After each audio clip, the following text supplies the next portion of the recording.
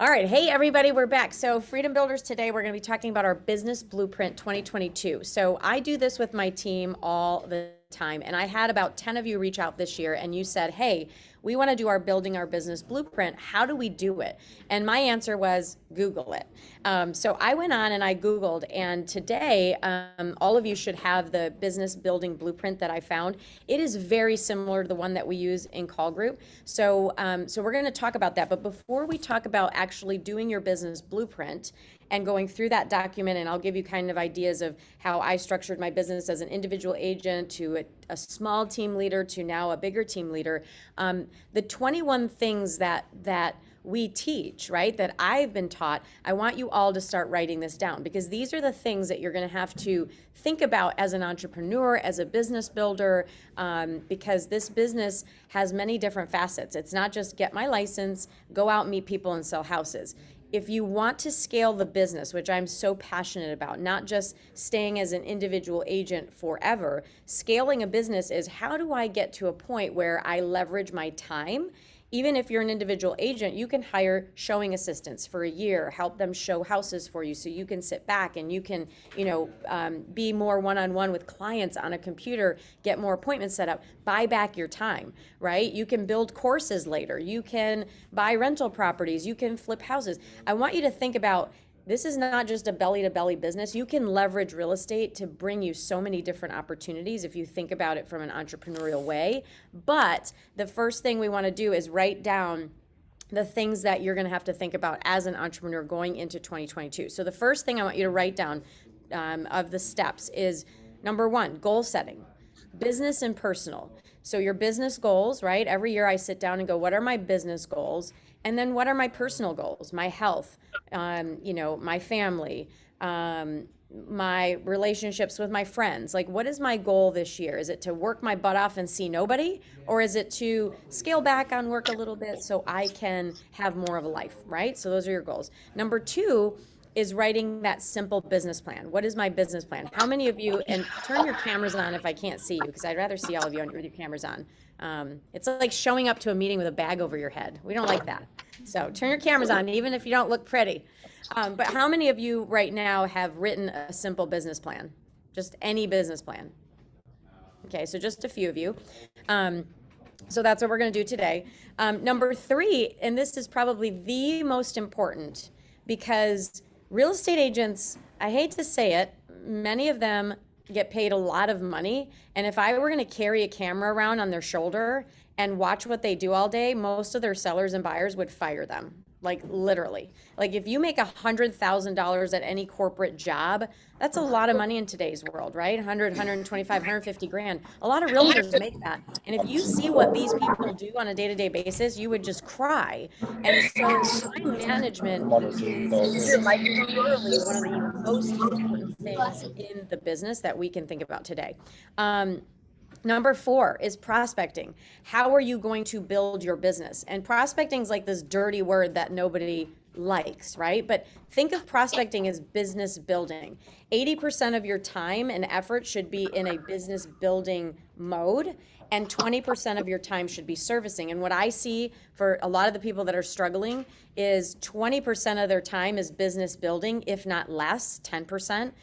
And the rest of the time, 80 to 90%, is on them servicing their clients or servicing emails or servicing their deals or going to inspections, things that are not making you any money. So again, remember, prospecting 80% of your business, when you're doing your business blueprint, if you want to achieve your goals and make a crap ton of money in real estate, 80% of that business plan that you guys come up with better be, how am I building my business? And I'll give you guys strategies to do that.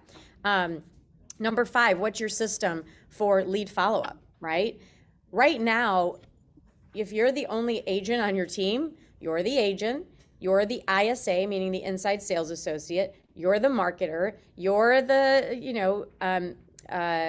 team leader, you're basically doing 10 different jobs. And so it's really hard to do it all when you do, but there's ways and strategies that we can talk about, to do these things. So lead follow-up is the most important step as you're the ISA for your own self in business building mode. Number 6, learning how to pre-qualify.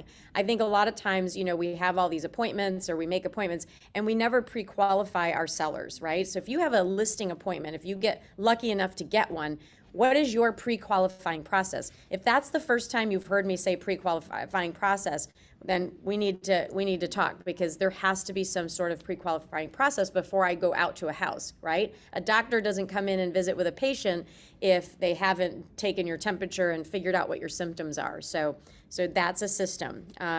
Another step is your listing presentation process. What is your process? What kind of marketing material do you have when you go on a listing presentation? Do you just come out with your big smile and a few sheets of MLS tear-out sheets? Or do you have a true presentation? I did the same exact presentation for every single seller that I went on. Why?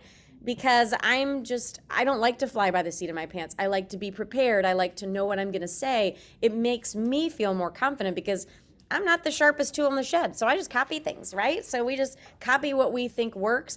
A lot of successful people did it this way. I'm going to do it the exact same way. I don't want to reinvent the wheel. I'm not that smart. So have your listing presentation process, and if you haven't made one, talk to somebody in Freedom Builders that's a really good listing agent and figure out what their process is. And of course, throughout the year, next year, we've got a lot of ways that we can plug you into that. I think Pam and Mackenzie teach a ton of new agent classes.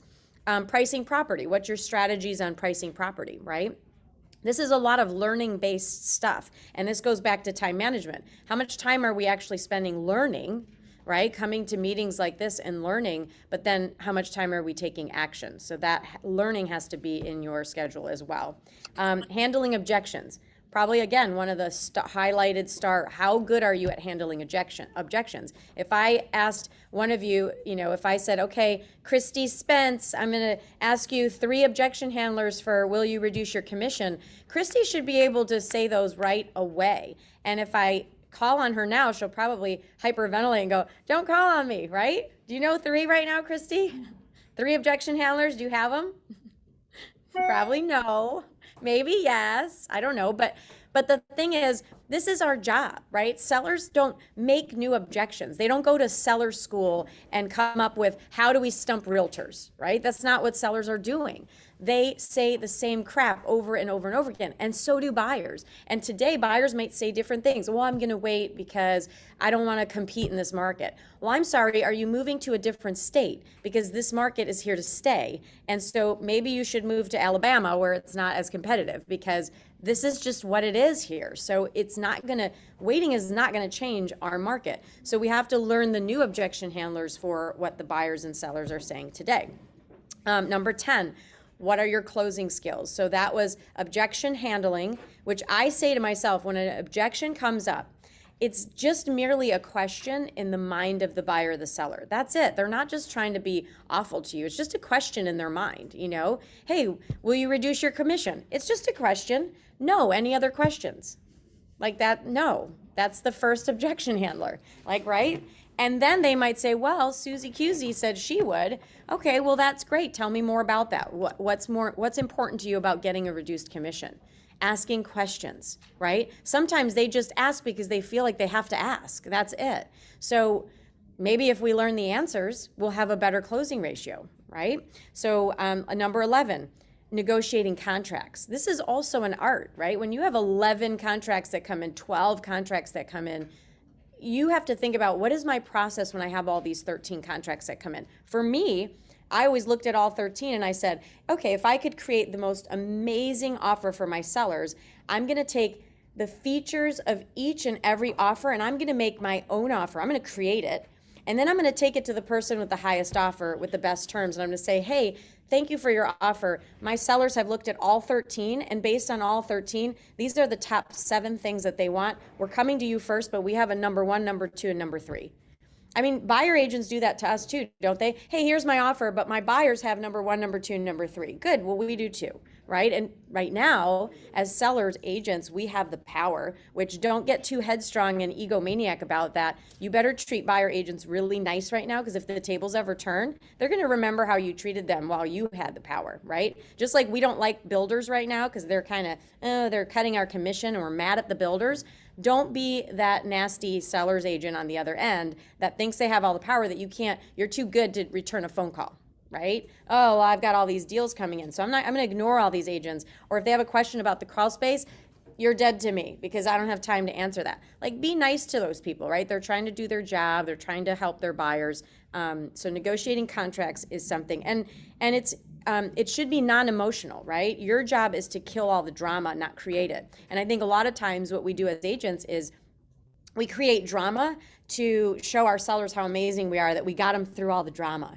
Like, don't create drama. That's an immature thing to do, and it's sort of like a thing we do when we're new agents because we want to validate our commission. Oh God, this deal is going so easy. Good, that's what we want. Our job is to be there if a problem arises, not create the problem to solve it to tell your seller you're the hero, right?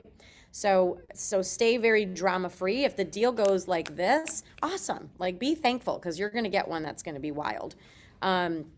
All right, so 12, working with buyers. Again, this is all our 21 steps of our business that we teach. Working with buyers has to be a system. What's my system for working with buyers? When I get a buyer, I do this, this, this, and this. Start writing it down, because if you're ever going to build your business, if something happened to you, God forbid, and you needed to bring in some help or whatever, there needs to be some systems. Or if you ever want to grow and invite an agent into your business, you need to have a system. So what is your system? I would spend all of December figuring out your business blueprint and looking at each one of these line items. 13, administration and staffing. To me, one of the simplest things that you can do as a brand new agent or a seasoned agent that's not willing to spend a little bit of money, because I think there's a lot of you that are seasoned that are afraid to spend money. And I think you're afraid to spend money because if it takes away the admin task for you, then what are you really doing with your time, right? So you like the busy work. That's a part of you that feels like you're busy. But if you take away all the distractions and you give that to a transaction coordinator, who there are many of them out there for $350 to $500 a transaction, you could sell 50 homes a year and spend 20 grand a year on a transaction coordinator. They're not a full-time employee. You pay them at the end of the transaction, so there's no upfront fee, but that's a great way to take all of that off your plate. So what is your system for admin and staffing? Do you need to hire your first assistant? That's a $50,000 hire. So transaction coordinator is a little bit cheaper, which is a great way to start. And then once you get above 50 deals, you have to think about that. Customer service. What's your customer service? How do you go above and beyond for your customers? How do you wow them, right? Because we all sort of do similar things. So how does Caul Group wow the customer? How do we go above and beyond to be remembered? And how do you improve your customer service? Because if you're running around doing all the jobs and you're letting people wait for 12 hours before you get back to them, that's not a great customer service experience. So I tried to get back to my sellers and buyers via text or phone call within a few hours. So in between calls, I was always getting back to somebody. Ooh, this one's really, really important. And this is one that is a pain point for most agents, because most of us are high I's and we don't like to run this like a business, is tracking our numbers. How many days are you going to work next year in 2022, right? How many days am I going to work? How many vacations am I going to take? Plan your vacations. It gives you something to look forward to, right? So when every quarter, I used to try to plan a vacation, even if a vacation is taking off a Monday or a Sunday, Monday, Tuesday, right? So maybe you're there Friday and Saturday, which is a busy time for sellers and buyers. So plan once a quarter, a little vacation, even if it's just to get away to Asheville, for 2 days. You need mindset breaks, so you got to plan that stuff. Tracking how many phone calls am I going to make every day? Because if you don't know what your business building blueprint is, are you making calls? Are you buying ads? Are you hiring an ISA to make your calls because you suck at making them? I mean, the reality is somebody's got to make the calls, right? So if you are not doing it, who's going to do it? Who's going to build the business for you, right? Are you going to network? Are you going to go to 4 or 5 networking events every week so you can start to meet people? Are you going to knock on doors? Are you going to send postcards? Like, what is your way to grow your business? For me, I like results. I like fast money. And I didn't have any money. So Kevin and I moved here and we were like, well, in order to make our, this work, I'm going to have to just do, the worst thing in the world, which is call expireds and FSBOs and circle dial. And so even though it was the hardest thing I ever had to do in my life, I just knew that like I had to do it because the fastest way to get a listing is call the people that have their hands in the air. The for sale by owners, they're literally putting a for sale sign. I don't know about you, but that's like the easiest money. But you got to learn the objections. You got to figure out what is their issue. Well, they just don't want to pay an agent. Maybe they just don't want to pay one agent. They're already saying they're going to offer a buyer agent commission. So they just don't want to pay us, but they will go with the first agent that allows them the opportunity to believe that you can do a better service for them. So let's learn the objections for that, and let's get better at FSBOs. So think about, how am I building my business based on your personality style? I would say to you that I have agents that build their business through social media, right? Kelly Brown in Minnesota. Follow her, Kelly Brown Homes. She's built her entire business on social media. She's awesome. She did not want to pick up the phone. GoGo, right? GoGo is one of our people in Freedom in EXP. Same thing. She's like, I did not want to pick up the phone. So how am I tracking my numbers? How am I building my business? I've got to think about that. Number 16 is practicing scripts, right? Some people go, oh, I hate scripts. Well, you got to learn something, right? You got to learn, what are you saying? Because if you don't have scripts or a canned presentation, I promise you're saying the same thing to sellers and buyers in your own way. It just may not be as effective as you want. Sometimes tweaking one word in a sentence that you usually say can help move a seller from a no to a yes. So I would record yourself. If you're against scripts, record yourself when you go out on appointments.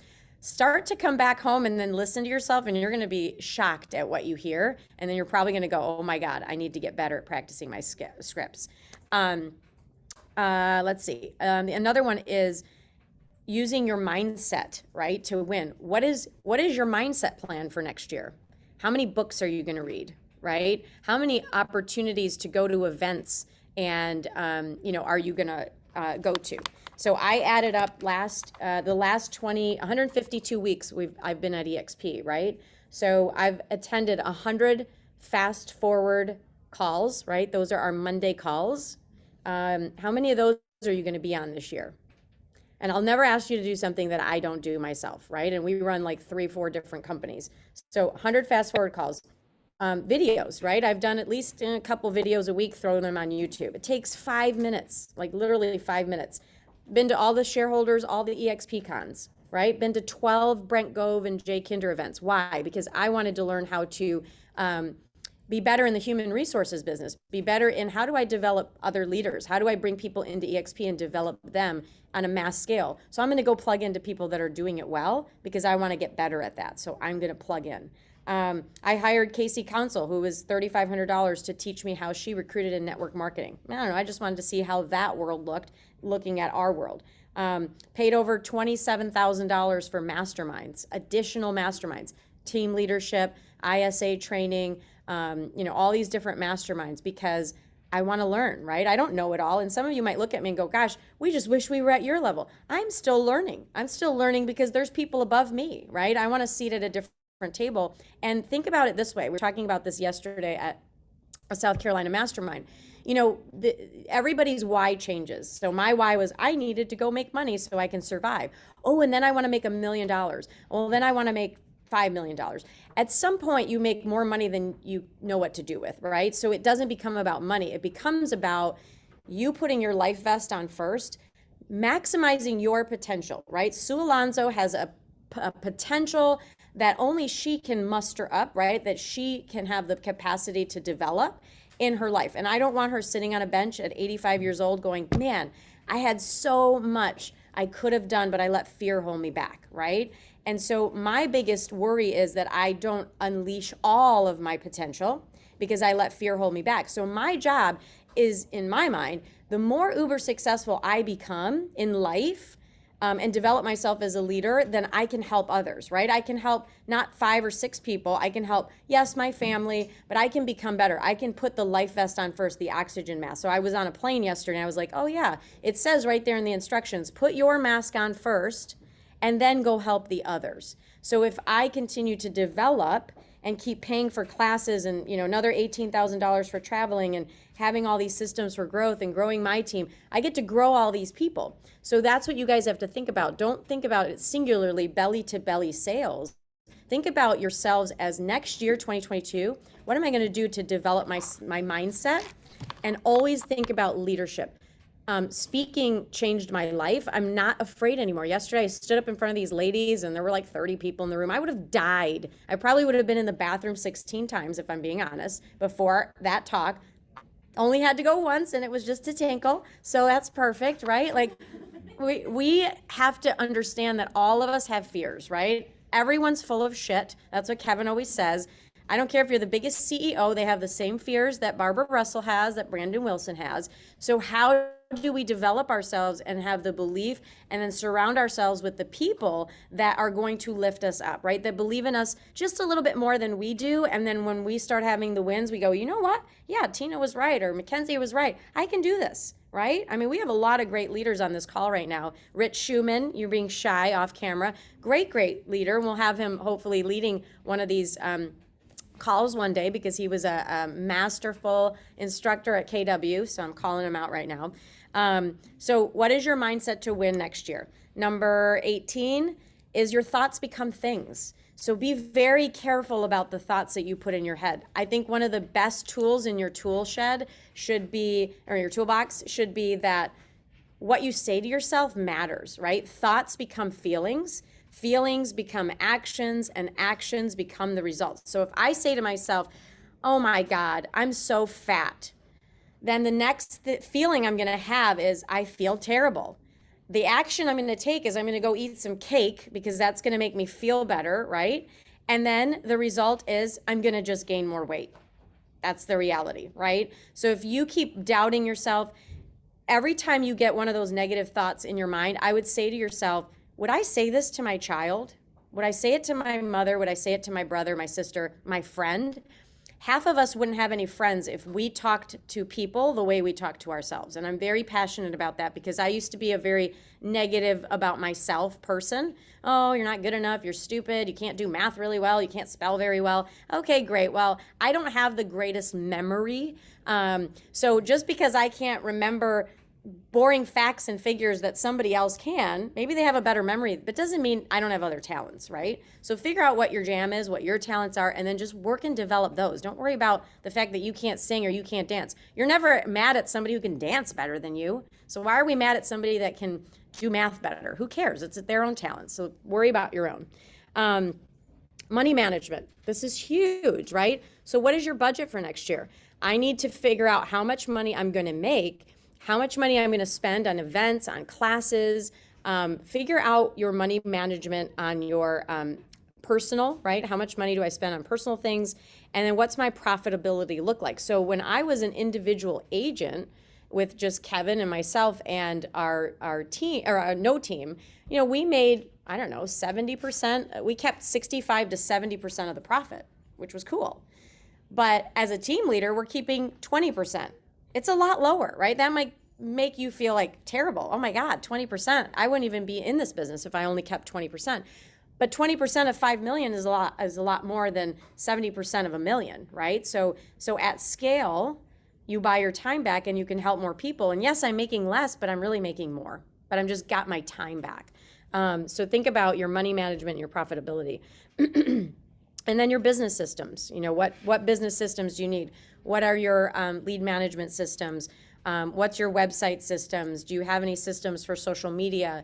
Do you need to buy a better iPhone? I mean, that's all you need really for video today. So what are your business systems and what are you going to spend? You got to spend money to make money. What's your system for working with past clients in COI, our sphere of influence? So what am I going to do? Am I going to do 4 events a quarter? Am I going to get a lender to partner with me to do 4 events? Am I going to rent an ice cream truck for the neighborhood? Have your events planned out. Having them planned out allows you to, you know, call your lenders and vendors and start scheduling those so you don't feel like you're just always behind. And then the last 2 is part of the business system that we look at is understanding personality styles. Who are the people that you're dealing with? We are in a human resources business. That's what we're in, right? We're managing humans, right? Their behaviors, their emotions. Moving your home is really emotional. I mean, I know every time I move, I get mad. I get mad at the buyer that wants me to do repairs, and I get right back into that mindset, and then I have to check out of that and go, oh yeah, I forgot that our buyers and sellers go through this. So, so personality styles and becoming better at understanding human nature, reading books about that. I love psychology books, so you're gonna have to read a little bit more about that. And the last thing is just, again, plugging into your peer group. If you can't, and I say this all the time, if you can't make it at EXP with all the resources that we have, you are not going to make it anywhere. You are making excuses for your life, because anytime I want something, I go find it, right? I'm resourceful. I don't just sit on my hands and go, oh my God, this is just not working out and nobody's paying attention to me and I don't know how I'm going to build my business. Go figure out the answer. But you have now 700 people in our group, or right in our Facebook group. We have over 850 Freedom Builders. Plus we have all the people at EXP. My God, get to know them. I call people that are not in our organization all the time. Next week we have Jesse speaking, Jesse Zagorski. He is amazing. Do not miss that call. Runs a big team, is an amazing recruiter. Such a great guy, right? I just asked him, I said, hey, can you come speak for Freedom Builders? Absolutely. So be resourceful. Don't make excuses for yourself, and look at all of these things when we're off this call today, and just start jotting down. Just have a notebook about business building. Write down each one of these things on a page, and then just start jotting down just start brain dumping ideas, and then just keep going back to it. But schedule the time to do your brain dump every week. Hey, an hour on business building. Every week you should still look at your business blueprint. Don't just do it today and throw it in a folder. I look at it weekly, our own business plan, Mackenzie and I. We're always looking at it. So, all right, we're gonna open up our little business blueprint, and I'm basically gonna just go over it with you and explain what some of the things might mean. Let me find it for myself. And then I forgot my reading glasses today, so I'm gonna have to make it really big so I can see it. Oh yeah, no, that's good. I've got it right here. Can you guys still see me? Because I just have this covering my screen. Can you see me? We can see you. Oh, good. All right, so the first thing is writing out, oh, thanks. If I don't think I do. The first thing is writing out your mission statement. So what is a mission statement? It's who you are, right? It's what you believe in. It's your mission in your business. I'm going to read you mine, for my group. Where is it? Here it is. All right, so our mission statement is, at Caul Group, we believe everybody is equal. Everyone has a unique talent and a purpose. We want our agents to build wealth and live abundant lives as they lead and help our clients do the same. We strive to give 100% effort to our craft and create the best version of ourselves in our personal and business lives. We are empowered humans on a mission to deliver the wow in everything we do.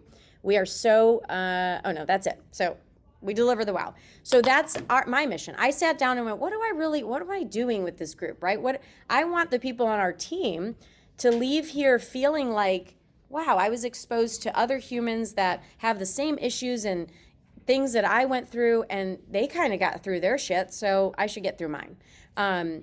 So think about what your business blueprint is, and just start speaking from the heart. Maybe just list down bullet points. This example says, I'm a professional committed to providing clients with the best service. It's okay. I mean, but what is your true purpose, right? Think about, what is my purpose on this planet? That's a question you should all ask or write down. What is my purpose on this planet? Yeah, you have a job. Some of you are in real estate and you don't even know why, right? Why are you here? You need to know that. And if real estate's not your jam and it's just kind of like, I'm going to make some money, but let's find the purpose. Maybe it's, I'm using real estate as a vehicle to fund my gardening business, whatever it is, but that might be yours. It might not be the forward-facing statement, but figure out what your purpose is. All right, next page is our SWOT analysis. So this is just understanding right now in your business. I don't care if you're new or seasoned, understanding our strengths, our weaknesses, our opportunities, and our threats. And this goes through, again, I was resourceful because I had 10 Freedom Builders that came up to me and said, I don't have a business blueprint. I don't know what to do. I said, Google it. And this was like one of the first few that I found. It's the same, right? You can find 52 business blueprints online, but I liked this one. And so I just grabbed it and said, let's all review it. So your strengths, what are your advantages? What are you great at? Are you a great golfer? maybe you're a great golfer, and so you're like thinking, you know what, I'm going to go market to golf communities. I'm going to drop a little pin on Facebook and market to those people. I'm going to do the most amazing golf video. I'm going to hire, the best videographer, Nick LaGrange, that does, videos, and I'm going to send that video out to all those people. That's my personal advantage. What advantage does your company have? What advantage does EXP have, right? We're global. We can say that in our marketing. There are companies out there that can't say they're global. Independent shops, they're not global. So think about, as I'm bringing differential to my potential customers, what's different about us? So start to ask all those questions. Again, jot them down. Where are my opportunities, right, in the market? We've got Apple coming. How do we get in the door with Apple, right? There's a huge opportunity there. Whose door do we got to beat down to become a preferred agent on that list? That's huge. What are your weaknesses? I think I'm always focused on what are my weaknesses, more so than what am I great at. Because if I can fix those weaknesses, I'm just going to continue to develop as a human. And we all need progress, right? If we don't feel like we have progress in our life, for me anyway, personally, I feel bored. And so I could just say, oh, I'm done developing, I'm perfect. No, that's not true. So what are your weaknesses? And, jot all those down. And then what are your threats? What obstacles do you face? What are your competitors doing? What are the requirements of our jobs that are changing? So think about the threats, external, financial problems. That could be a threat, right? You might be sitting here going, I don't have two nickels to rub together and I can't stay in real estate until I get a job. Okay, well, go get the job, but then figure out how you're going to work twice as hard building two businesses, your job in the day and your empire building at night. All right. So of course the third page is just writing down these things. So we're going to go to our objectives. So I like to go a little more granular than this one. There's a long-term plan, the 5-year. I always like to do a 10-year plan, and I don't know if Kevin remembers, but I said within 10 years I want to do this. Like, I knew that when I moved to North Carolina, it wasn't going to be like 3 years and we've made it.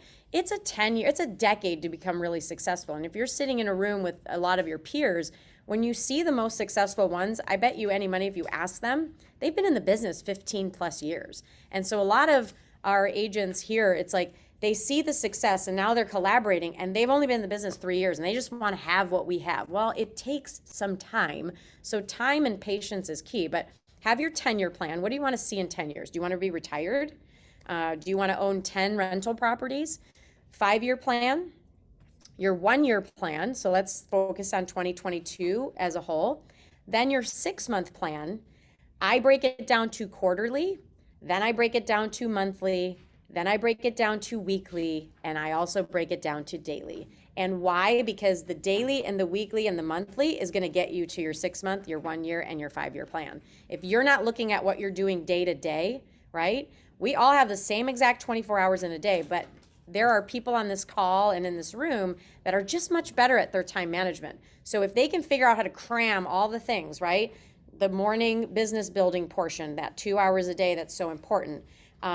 Their lead follow-up, their script practice, they're running around to look at, houses and go on listing appointments, they're whatever, all that stuff. Most people that are wildly successful live and die by their calendar. And so if you're not living and dying by your calendar right now and you're making $60,000, $70,000, $80,000 a year, I promise you, if you look at that calendar and you start tweaking and adding in all the masterminds, all the things that you're going to do, your 60 is going to turn into 150, and then 150 is going to be better. So if you want to make $1 million a year and you're not on a calendar, you're probably not going to make $1 million a year. I mean, maybe a few of you will, and you can prove me wrong, but most people that I know that have built it, they are live and die by that calendar.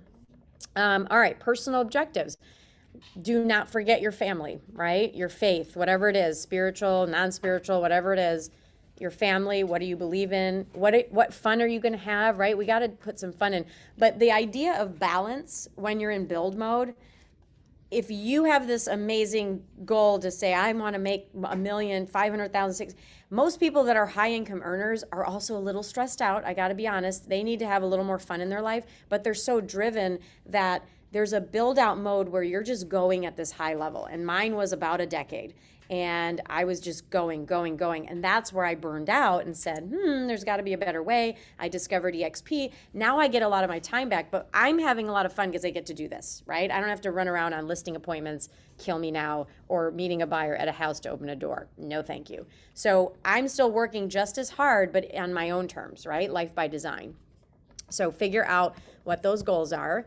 All right, and then your goal achievement system. So, writing out the goal. Why is the goal important to you? Some people don't even know why they say they want to make the amount of money they make. If you're just saying it for lip service because maybe you're around a bunch of people and they're all saying 300,000 and you say it just because, you don't want that kind of money. It's not in you. So maybe your objective is time and you want to make $80,000 a year. That's amazing. Good.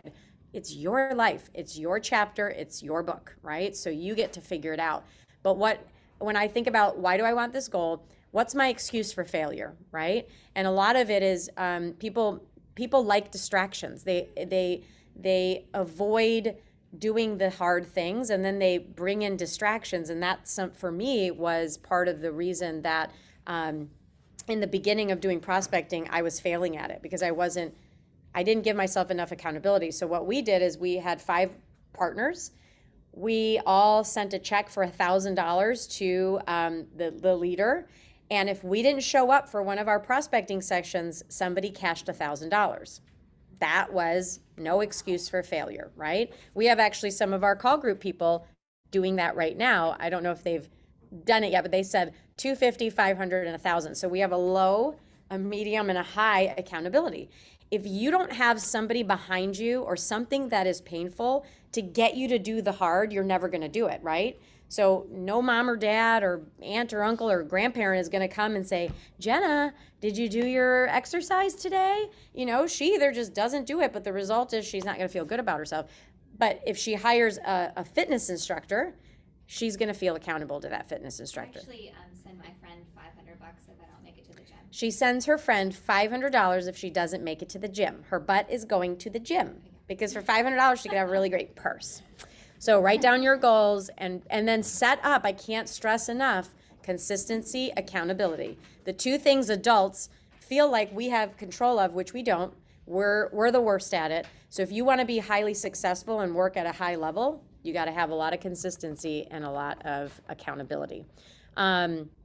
And then hit your target. So let's figure out, if one person wants to unmute and just give me your income goal for the year, and then we're going to figure out the numbers and closings per month. Who wants to raise their hand and give me your income goal? Come on, someone, don't be shy. We won't pick on you. Anyone? Crickets? Come on, we're not moving on until somebody unmutes themselves. I guess I'll talk since someone's speaking up. I would like to make $1 million this year. $1 million this year. All right, so let's do your numbers. Here we go. $1 million this year. So what is your average? These are going to be numbers you guys need to know. I know my average sale price. What's your average sale price? So, it's been all over the place. Sorry, my son just decided to walk in as soon as I decided to volunteer myself. So I've had 350s. It's gone up to 650s. I have some, a new buyer in the 700s. So I have 100s, 100,000, 150,000. So I'm like all over. But I guess the average. So you got to add it all up. You got to take every single one of those deals, right? First of all, add it all up and then divide it by the number of deals you did to get your average. So we need to know that average. I know our average on our team right now for our listings is hovering around 525,000. For our buy size, we're at 475,000. So I can run math off of that, right? So who here knows their average? And we're gonna pick a number for Sue. I'm gonna probably say that your average is running around $8,000 a commission check. You think you're around 8? 6 to 8, yes. Mm-hmm. Okay. So, because ours is 12, right? So we know kind of the average. All right. So you need to do 125 transactions to make $1 million a year. It's very doable, right? That was my life for 5 years straight, 125 deals. That's what I did. I did about 10, 11, 12 a month. Some months were 15, some months were 9, but it pretty much averaged to about 130 transactions. So for you, 125, that's what you need to do. You divide that by 12. So you need to sell 10.41 units a month, right? So 125 transaction divided by 52, you need to sell 2.4 homes a week. Right? Sounds easy, but 2.4 a week is hard, right? It's like every week, every week, every week. So you're gonna have a ramp up period. It's to make $1 million your first like run at it. It's hard, right? It took me 4 years to ramp up to the million, but it can be done, right? I went from 33 to 55 to 80 to then 120. Okay. I So should it can't. have changed that up a little bit because it's combined with my other companies, but yes. There you go. Okay, so Yes. but if she really wanted to tackle this, or if she had a team, maybe she has a team, right? And so if the team wants to earn $1 million, right, gross, net's going to be a lot different. But her team would have to sell 2.4 homes a week, right, to make $1 million of gross commission income, and then take off all the expenses. That might net her $600,000-$700,000 on a team. So if you're an agent and you're making $8,000 a commission check and you want to sell, 30 homes a year, 30 homes a year divided by 12 is 2.5 homes a month. Like that's it, right? So think about what is your goal? So that is good. Does anybody have any questions so far about the blueprint while we're running through it? Because we got 10 more minutes. Yes, What ma'am. about creating attainable goals? Do you have any insight on, how to kind of help these people like with that guide? And because you don't want to, not reach your goals or like really be off. Yes. So she was asking attainable goals. Like sometimes we have these grand visions. And I think, like I said, if somebody says, I want to make $1 million a year and I want to do this year or this coming year, it's attainable. But she's going to have the biggest, accountability structure. Like every hour of the day is going to have to be hammering. She's probably going to have to make 30 to 50 contacts a day, right? And that's hard to do. Can it be done? Yes. Kevin and I made about 50 contacts a day when we were doing that kind of business because we needed, most people are going to say no. You're going for no, and just few are going to say yes. So it is achievable. It's just, again, you got to get granular in how you're going to set up your day. If you want to sell 30 homes a year, it's absolutely achievable. It's just minute by minute needs to be structured. And you got to go back to, how are you growing your business? Are you prospecting? Are you door knocking? Are you marketing? Are you putting your face all over billboards? Are you doing, farming? So yeah, I think it's just, don't think that you're going to go from 15 deals to 150. That's unrealistic. I mean, has someone done it on our planet? Probably, but it's not the average, right? Yeah. Mike Ferry used to have a number that he said your business should increase. Oh, he said 20%. Yeah. So Mike Ferry used to say, but your business should be growing by 20% every year. We've seen bigger gains than that, but that might be a little rule of thumb. I don't know where he got that number from, but, and anyone that has a different number, please feel free to. All right, so let's go back to where we were real quick because I lost my spot. All right, so hitting your target, right? So we just need to know how many closings, what's your average commission, how many units do you want to sell, how many do you need to go per week, per month, per year? If you don't know your average commission, I have access to broker metrics. So just shoot me a little message or email and I can get you your average if you don't know that. If 50 of you do it all at once, then you're gonna have to wait a little bit, but I can get you that number. All right, so this is just a cash flow budget worksheet next, just to help you guys think about all the expenses, right, that come in monthly, quarterly, and yearly in your education, your insurance, all the stuff, right, that we run our businesses with. So make sure you're very detailed about that. And then I think the last page are just more action-y items that, you need to do. So it's not rocket science, guys. Like sometimes we overcomplicate our business blueprint. Oh my God. But it's kind of going back to, I think it was important to look at, the things, the first 20 things that we wrote down. People don't know what they need to break down in their business blueprint, right? Like, so I gave you the structure of what we teach, what I've been taught, the goal selling, the writing, the time management, everything needs some sort of system. Everything needs your attention. And maybe you're not at a point where you need a few of these things and you can put them on the way, on the side, but they're going to come up eventually as you scale and build your business. So I'm going to open up the last 10 minutes to questions. And then I'm going to look at the chat box. Was there anything in the chat box? What was number 3? There was audio interference. Number 3 was, Alicia, time management. We all have the same 24 hours in a day, but why do some humans have so much more production and output? Number 3 is the most important. What was that? I think number 3 is It's the most important thing. Yes, time management, the most crucial. Rich, thanks for calling me out. That's so funny. He's gone now. Income for 2022. Good, Laura. Yes, you can absolutely do it. And I think you're in a higher price point, I believe. And then Ashley says 460 for her average. That's her average price point. Yep. What is Fast Forward Calls about? So if you are not on Fast Forward, especially if you're a team leader, because they talk a lot about team building stuff, it's Mondays at 1. So it's Fast Forward Movement is our sister group, right? We're Freedom Builders, but the people that recruited me into the business, they have 3,000 other agents. So they call their group Fast Forward Movement. So we're kind of like Freedom Fast, right? It's kind of a combined group. There's like 300 people on the call and they talk about all different things, right? I mean, building your business, digital marketing, all the stuff, right? So people just ask questions every week and then we knock those out just like this. So definitely be on it.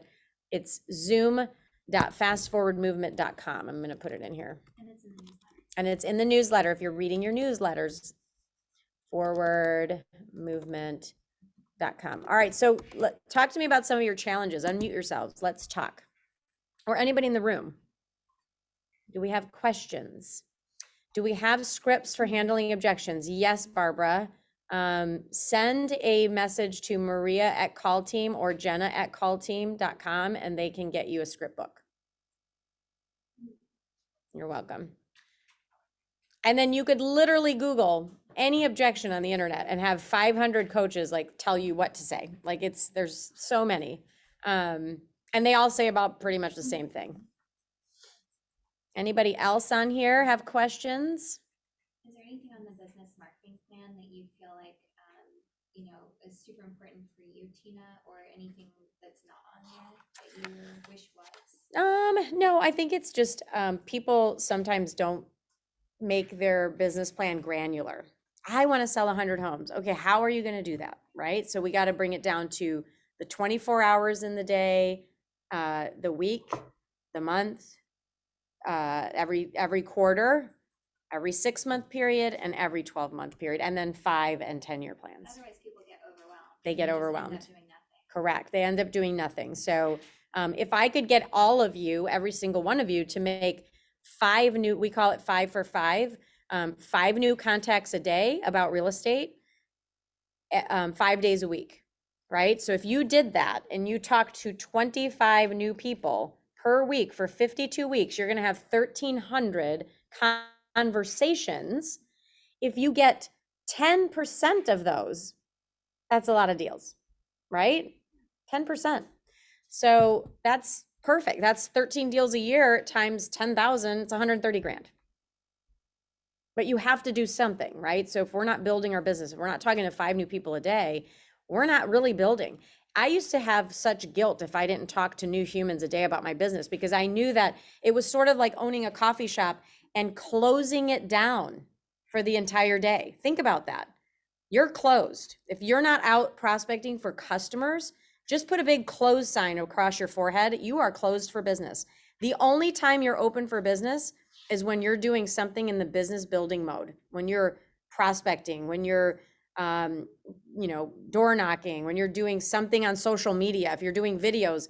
A video lives 24 hours a day online, right? So it is a free, Kyle Whistle said this last week, it's a free employee 24 hours a day, right? Doing video. So if you're not going to be prospecting every day, you better be doing videos every day that live in the cloud, because you are closed for business if you are not doing your business. So who else has a question in here? Anybody? For every contact, do you make a spreadsheet to track every call or result. Yes, so we have in that script book, Barbara, we have a tracker. So it's just a daily tracker.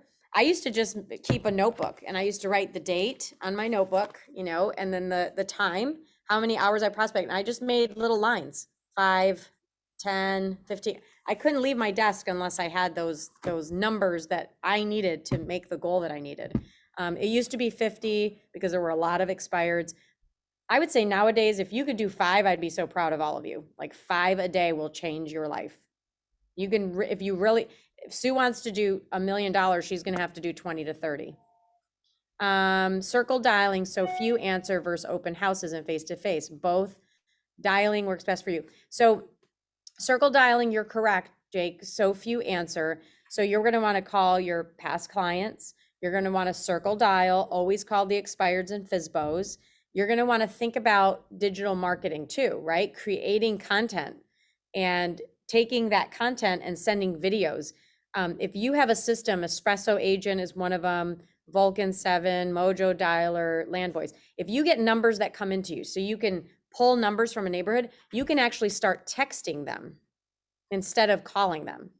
And if you want a really great way to get a response from calling people, do something called war dialing. It'll take an 80% no response to an 80% response, which is, if I'm calling you, Jake, and you're a stranger for the first time, I have a lead, I call the lead does not answer, I go to voicemail, I hang up. Then I call it right back and we go to voicemail again, I hang up. The third time, it's an 80% chance that lead is gonna answer. And most agents say, well, aren't you making them mad? Maybe, but all I say is, oh, I'm so glad, is this Jake? My phone just kept cutting out. So I kept calling back. Is something wrong with your line? So you gotta be persistent, right? People are not gonna answer a number they don't know. I rarely do, unless it's a client. So if I'm sending everybody to voicemail, on the second one, I'm sending it to voicemail again. By the third one, I think someone's dying. I'm probably gonna answer, like, okay, these people really need to get a hold of me. I should answer the call. And then you simply just say, hey, is this Jake? Yeah, who's this? Oh, this is Tina. My phone kept cutting out, so I'm so glad I got you. I'm a local real estate agent. I just had a quick question for you. Got a second? Or whatever. I mean, whoever the prospect is.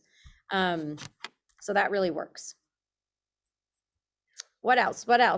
We got a couple more minutes. Don't be shy. Come on. This is called a mastermind. Collectively, we all ask questions. Come on. Don't be shy. What's the best way, or how you did it to pretty much like stay organized when it comes to the clients? Best way to stay organized with the clients. Let's say you're working with like 10 of them. 10 of them. Pretty much like all of them.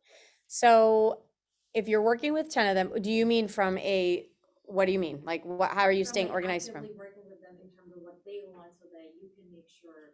Like buyers, like their listings, their. Buyers. So I would say I worked with a lot of buyers at all times. So 50 deals a year were buyers and the rest were listings.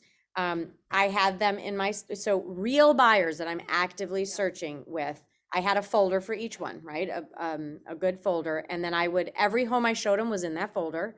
I had MLS searches set up for them. And every night I would just go in and look at each and every search. I would watch TV or whatever was on TV. I would ignore Kevin and, we're all sitting here, and I would sit and watch my MLS search. And I would see what came up. I would look outside of the search parameters of that buyer, because most buyers don't even know what they want. I would try to get creative, and I would make sure I sent them 1 or 2 homes that they didn't pick, because our job is not to be order takers. So you just stay consistent with touching your file every day, right? You're looking at it, you're spending that time in your calendar, right? I spent about an hour a night looking at all of my buyer deals. Where were they at? What did I need for them? Making sure I didn't miss a deadline or due diligence or whatever, because I didn't have all the assistants, and then I would keep them there. I was not a CRM girl. Yesterday I was telling agents, and if you're not a CRM person, I had a little index card file box. And so how I kept hold of my leads is my brain needed to touch paper. So I had January through December in the little index card file box in a tab. And I wrote down, oh, I met Jake today and Jake needs to sell in 6 months. And he said he's moving because of this. And I got him from an expired. So I would write Jake's little, info on there. And he said 6 months, it's December 3rd. So in 6 months, right? January, February, March, April, May, June, he's probably already going to be listed. So I'm going to call him in March. So I'm going to take Jake's little card and I'm going to stick it in the tab behind March. So when March comes, March 1st, I'm going to look at March and see that I have 15 little index cards in there from what I collected. And I'm going to start working through those. I made $1 million a year doing that. I had no CRM because my brain doesn't work with CRMs. It's not how it works. So because at CRMs, I had to put the little task and the little drip and the little, I hate technology. So that little box, I took it everywhere with me, or I had index card files everywhere. How many of you have scratch pads with like 1 million phone numbers and you're writing numbers on like envelopes at home. Your bills have a random name on it. Like, come on, right? That is a realtor's life. So if we stop that and we have index card file like everywhere in your purse, in your bag, in your car, by your desk, just have those little things out. You can color code them if you want. Like expireds used to be green for me because those were money time. I had red for FSBOs because FSBOs took forever, so they were always red. So you can label them, and buyers could be yellow, whatever. So that way you know that what you need to do every month, and that kept me motivated. I wanted more names and numbers on those stupid little index cards, and it really helped me build my business. So that might be helpful. You're welcome. Anything else here, class? No. Anything? Because we're gonna wrap up. So. Well, if you guys are good, you know where to find us. So thank you for joining us today. Thank you, Tina. Good. You're so welcome. You're welcome. We'll see you later. Thank you. Um, Thank you.